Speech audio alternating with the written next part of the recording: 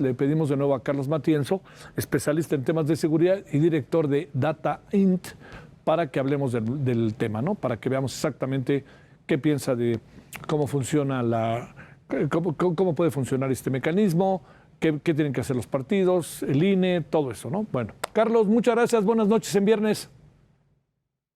Hola Javier, muchas gracias, un saludo a ti y a todo tu auditorio. Gracias por tu participación. A ver, con la información que tenemos hoy, con lo que se dio a conocer esta mañana, con lo que dijo el magistrado Felipe de la Mata, con lo que ha dicho el INE, una candidata dice que todo va a estar bien, otro está preocupado y el presidente dice que todo va a estar bien. A ver, echémonos a andar, Carlos. Bueno, mira, de los números que ustedes mencionaban, nosotros que hemos hecho un conteo un poquito más, considerando otras categorías como familiares de los políticos, militantes, a lo mejor no dirigentes, nosotros traemos ya 62 muertos desde julio. Wow. Y adelantándonos un poquito a cómo se adelantó el proceso. Candidatos, nosotros traemos 16 candidatos o aspirantes, personas que de una u otra forma habían expresado que querían participar o que incluso ya estaban registrados como precandidatos. Lo más alarmante es el arranque del año. Nosotros traemos que tan solo en enero 8 personas posiblemente vinculadas al proceso electoral fueron asesinadas. Esto es el doble que en enero de 2021. Entonces yo te diría que llegan tarde las autoridades, llegan 72 muertos después a tratar de definir un protocolo, a ponerse de acuerdo en una mesa. Ya había mesas, sí, estas mesas se realizan de forma privada, pero no había habido un acuerdo, por todo lo contrario, veíamos, incluso en la primera entrevista que ustedes mostraban de la Secretaría de Seguridad, cierta renuencia y cierta condescendencia hacia los procesos electorales estatales y municipales de, pues nosotros nos encargaremos de lo federal y vamos viendo si tenemos condiciones o disposición para entrarle. Javier, el 84% de los asesinatos en los procesos electorales son del orden municipal, que es donde se mete muy duro el crimen organizado a tratar de operar al gobierno.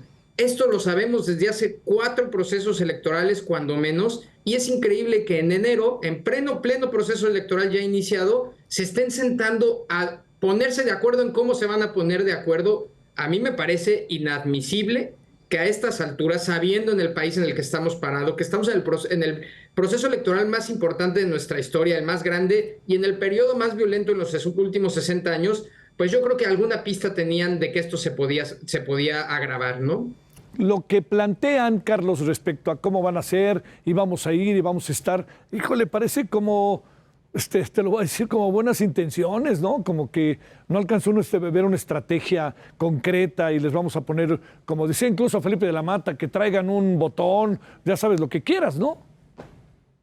Mira, absolutamente. O sea, en primer lugar, parece que tienen esta actitud de en lo local. Vamos viendo que los estados y los municipios se pongan de acuerdo. Habría que recordar que en muchos de esos estados y municipios del propio partido que ellos pertenecen han construido una muy mala relación con la oposición. En algunos casos tienen acusaciones de vinculación con el crimen organizado, como es el caso del Morelos, donde la propia oposición ya emitió un comunicado hace casi un mes donde dice ya no le creemos a las autoridades estatales, le pedimos a la federación que entre. Entonces, no puedes tú soltar por completo a los estados y municipios que se están peleando el poder justamente la protección de sus opositores. Para eso está la federación. Qué raro que para algunas cosas les encanta centralizar, pero cuando toca asumir responsabilidades, ahí sí quieren soltar.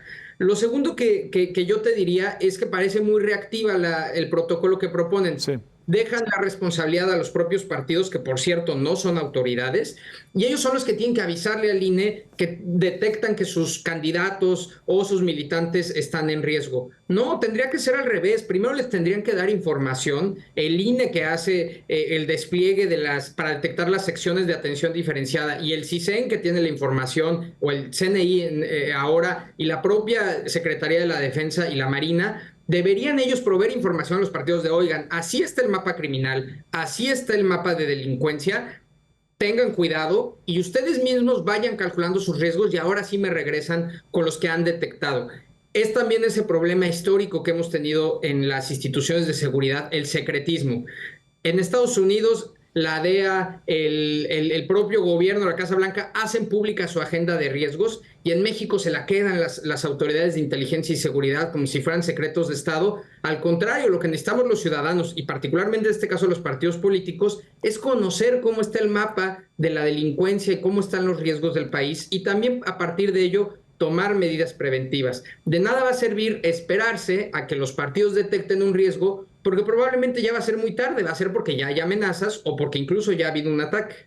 Oye, a ver, Carlos, la perspectiva del presidente y de su candidata, ¿te parecen muy optimistas o cuál debiera ser?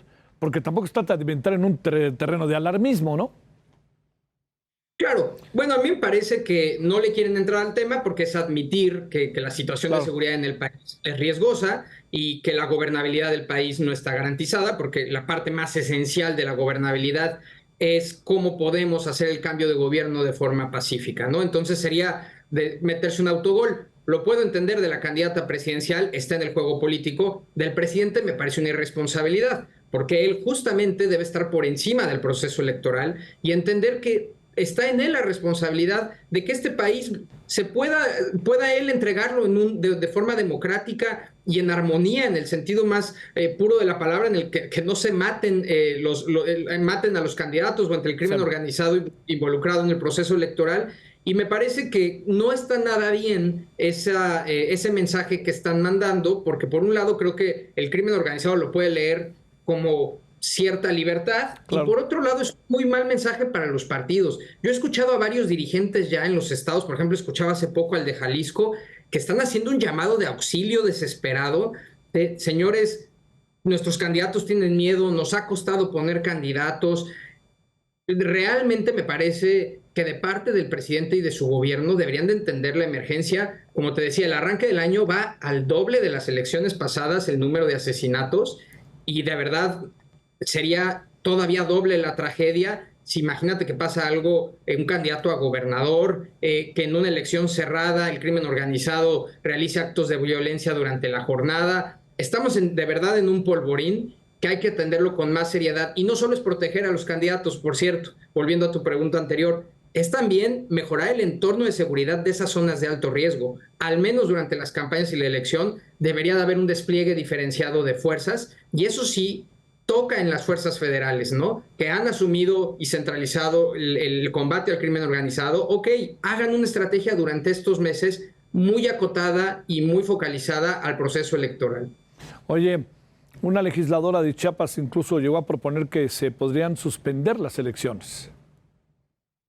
Bueno, no solo ha sido una amenaza que ya ha existido, incluso por temas políticos. Recordemos cuando los maestros opositores a la reforma educativa amenazaron con ello en Guerrero y en Oaxaca, pero incluso si se dan las elecciones, tenemos ya el antecedente en la elección de Michoacán a gobernador. El Tribunal Electoral, si no me equivoco, el federal, terminó declarando que las votaciones de 4 municipios no iban a contar para las elecciones por el involucramiento del crimen organizado.